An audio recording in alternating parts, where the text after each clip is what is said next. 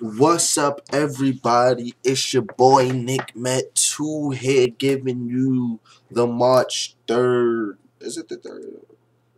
March 3rd, 2015 Raw review. Today's show was very good in a way that it wasn't boring. It was a lot of things that they did very well. A lot of character development, a lot of storyline development. So overall, today was a good show. I think it just hindered on me getting really done with the 3 hour Raws and me being sick and tired. Fucking eyes is fucking red, but I'm gonna save that for later. But let's get down into it. I'm now have my notepad. I was tired today. Wrote this shit on my phone, freestyling like Drake. First off, we have Seth Rollins coming out to a nice little pop. It was a Newark. I'm pretty salty that Newark got this Raw.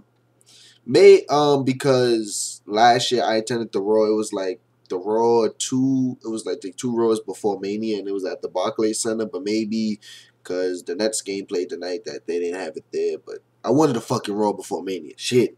We have the only run here in New York is fucking live events. That shit gets me fucking mad. I wanted to go to fucking Raw. But first, Seth Rollins comes out to a nice little pop.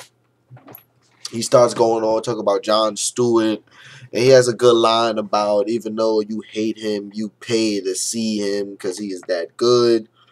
Roman Reigns interrupts. They start going at it like little brother, big brother. And he's like, I'm gonna punch you. He said, I'm gonna punch you. And he's like, he do it. And he pushed him. He did it. Then Roman Reigns starts attacking J&J, gives a Superman punch. And it's set up for later tonight. It'll be Seth Rollins versus Roman Reigns. Next up, you have Dean Ambrose taking on Bad News Barrett with, again, R-Truth on commentary with the IC title. I think the storyline is the IC title is being title jacked. Everybody that's in that Mania match is carrying around that title. So it's pretty fun, decent. I kind of like it. It was an okay match, mainly because I was just looking toward the end of it. I just want to get the Mania. At the point of the match, the finish of the match, Luke Harper came out of nowhere, and R-Truth just gave him the title, and so Luke Harper threw around his shoulders, walked around with it. Bad News Barrett got distracted. Dean Ambrose hit him with the 30 deeds. Next up, they showed a clip from SmackDown where Miz took Mizdow's commercial that he said on Monday. He took it over. He said, "This is my thing." So I like that. I'm loving the fucking Hollywood Miz character. This is good.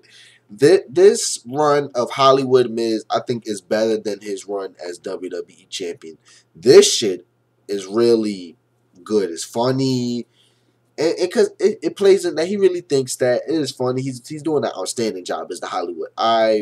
You have to give credit for Miz for his character. Hold up, fucking up the lock screen. And so they get to the commercial. It was like he was having a premiere for it. And there's all the wrestlers in the back, and it turned out to be an erection. This shit was funny. It was what the hell was that word? Erection dysfunction commercial, whatever they call it, like you flaccid. So he was doing that. That was the commercial, and then they had Mizdow like, yeah, it doesn't happen to me. So this was funny. It was like another theme of the night, a throwback to the old days, because that was the last thing I was when I saw when he said let's roll the clip. Last thing on my mind was a fucking erection joke. But overall funny. But Miz slaps Mizdow, and Mizdow gets very heated. And again, another great work from Miz. Like I forgot what he said, but he said it with such truth. He was like, "Back down, I made you, and you better know what's good for you." So again, they setting up that tease. I think they're gonna save that for Mania for the big pop. I don't know. They have a lot of ways to go. Next up, you have Bray Wyatt coming out. I thought he was coming with a match because they did the whole entrance, but it turns out to his casket. He's basically saying, I always fucking burp on YouTube. He's basically calling out, saying how he called out Undertaker. Undertaker hasn't responded to him, that he's disappointed, and he burns the casket. Bray Wyatt, to me, is back where he was before the whole John Cena feud. When he's on the TV screen, I stop what I'm doing what I'm doing, and I watch. Very good segment. I'm loving this build. He's just poking the demon with the stick. I love it. Next up, you have the Usos and Naomi taking on Cesaro, Tyson Kidd, and Natalia in a a 6-man woman, 2-man, 1-woman tag match. It was a nothing really match. Another theme of the night was to give divas a chance. So they had the 2 divas start off. And Natalia still selling her leg injury. Then they tagging it out. It was nothing really happened this match. Finish of the matches, Tyson Kidd was being set up for a double team move with the Usos, but he didn't want to take it, so he tags in Natalia. And she's like, "I'm hurt, Tyson. I'm hurt." And she's yelling at him, and Naomi comes out of nowhere with a roll up 1, 2, 3. So Usos and Naomi win. So it was alright for character wise. Next up, you have a John Cena promo where, since he got denied by Rusev, he was like, "What is my future for WrestleMania? What I'm going to do?" He was like, "I'm probably just going to throw my name in the Andre the Giant Battle Memorial." I had the problem last year. The Andre Giant match at WrestleMania. Stephanie McMahon comes out and said that's not happening. Just because Rusev won't give you, you're not just going to throw your name into it. And John Cena had a good point. He said, he said, me, the 15-time WWE champion, Royal Rumble winner, U.S., all the things he did, if I can't throw my name, but you have the likes of Fandango and Eric Rowan throwing their names in them, what the hell's the problem? And she says, I don't want you to disrespect Andre Giant's name. Kurt Axel came out, and he was pretty over with the crowd. I think a lot of IC Smarks are starting to really like the Axelmania because he got a real good pop. And so Stephanie said he had a match, Axelmania versus John Cena. And then John Cena put on, and then she left the ring. John Cena put a series where he was like, "If you stay in the ring, they're going to have to carry you out it." Haven't seen that John Cena since the Kane feud. When he was, remember that shit? But next up, you have Cena versus Axel, which was in a 30-minute flat. They had the Divas match of the night. Got an AA and an STU, so it was a burial for Axel. Then Rusev comes out, and he said the answer is still no. And then the next segment was Triple H and Booker T. I didn't see the segment. Fucking Steph Curry was going off on the Nets, and I was there. It was going crazy, so I didn't really catch much of this, but I saw that Triple H fired Booker T, but then I came back in when he said, "Oh, I didn't mean it. You did a hell of a job on commentary. I'm just trying to show you the power I have." So, all right. Next up, you have the Divas Championship match. This is the most anticipated match we've been waiting for all week. With the whole give Divas a chance. AJ Lee going after Stephanie McMahon. Vince McMahon tweeting it. So they trolled it up crazy because they gave the Divas title match the main event pre-announcement with Lillian Garcia going over and making it feel like a big fight. Then fucking 30 seconds in, it's a fucking commercial. But this one was alright for what it was. It was good, nice in-ring action between Paige and Nikki Bella. The finish of the match, Paige kicks Brie Bella and goes for the PTO on Nikki.